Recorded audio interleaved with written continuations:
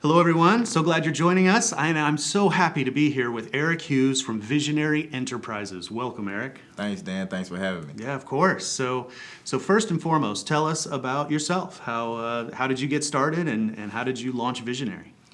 Man, that's how much time do you got in your hands?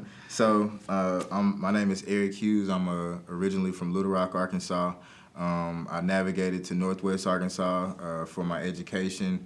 In my day job, I'm a classically trained historian. I'm a PhD candidate at the University of Arkansas in the Department of History.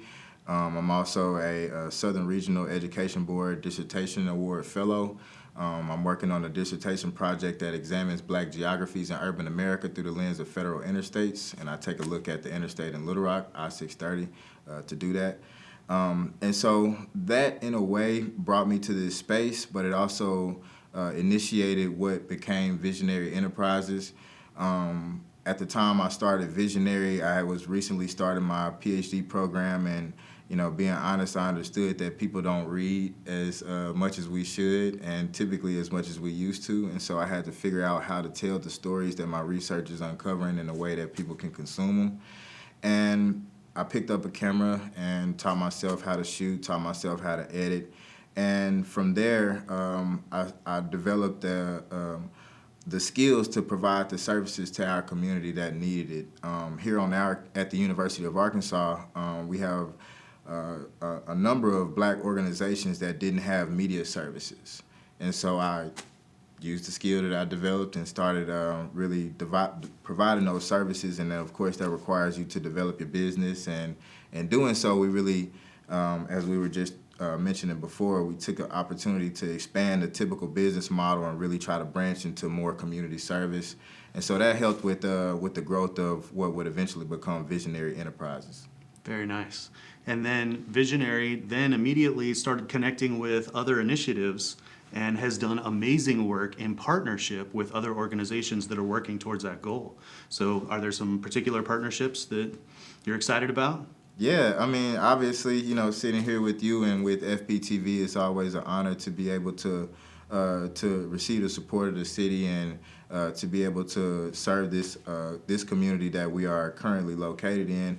But we also have a number of different endeavors that we do in the community. I wear a number of different hats, including this one I'm wearing now. Slick hat. Thank you. But one of those hats is a board member for the Fayetteville Film Festival.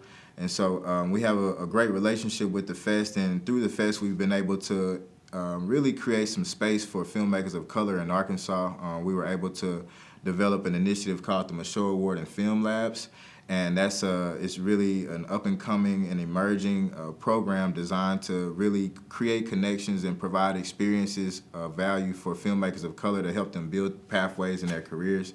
We have a couple of events coming up this spring that we're really excited about, and we recently were awarded an Mid-America Arts Alliance Artist 360 Community Activator Grant. So we got some money to put on some really nice programs, and we plan to do so over the calendar year. So the Michaud Award issues money to filmmakers. How much money has the Michaud Award issued? Oh, you put me on the spot. I know we've issued over $4,000 at this point to filmmakers. It might be a little higher than that, but we pride ourselves in providing direct support to filmmakers, and not just for a specific project, but to support the filmmakers, so filmmakers can apply at various points throughout their projects to receive funding and support.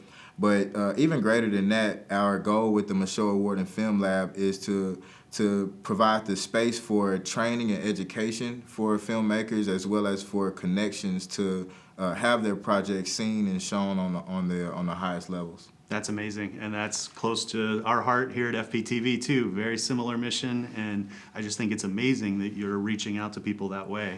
And then Visionary has amazing plans for Black History Month.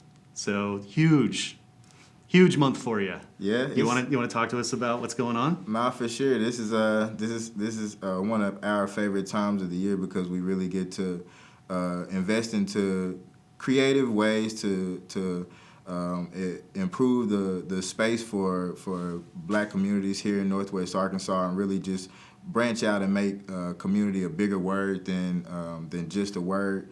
And so the events that we have are focused on a number of a number of different topics in a number of different areas. We've been able and fortunate to partner with the Center for Multicultural and Diversity Education at the University of Arkansas on these events. So we have a number of creative events planned starting on the very 1st of February. We have a film screening of Judas and the Black Messiah that's taking place on campus. And then the following week we have an event called the Black TikTok event that's focused on the creative space TikTok and how Black creatives and creatives of color are navigating that space and providing just some insights on that. The following week we have an event called Neganomics, and this is a really exciting event that I'm really excited about because we in the Black community we have a need for the financial literacy and education conversations. And that's what this event is. It's an event that's going to be co-hosted by myself and another entrepreneur in the community named Demetrius Johnson. He owns a number of enterprises here, but they're all focused in the community.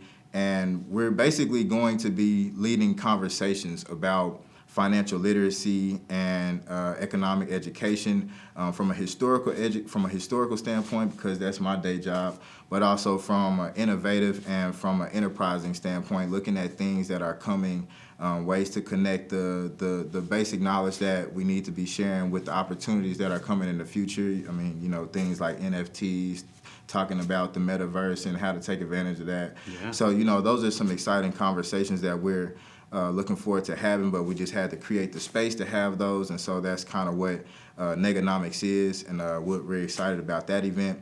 And then lastly, we're going to close out the month with our the spring launch of our Black book club called The Footnotes. We actually host a book club on the University of Arkansas campus, and it was totally student requested. So we created this space for Black authors to come and talk about their books. We brought in a number of powerful authors, including a New York Times best-selling author last fall. And so this spring, we're going to kick off the February Footnotes with a historian on campus that also happens to be a dean in the Fulbright College. He wrote a history book about the Church of God in Christ, and it's really a unique perspective about the Black community. So we're going to close out the month with that Footnotes book club meeting, and hopefully, you know, we'll make it through it, but it's a lot going on we're excited about. That's a busy month, Yeah. but such important work and amazing opportunities for people. So if people want to follow you, where can they follow you?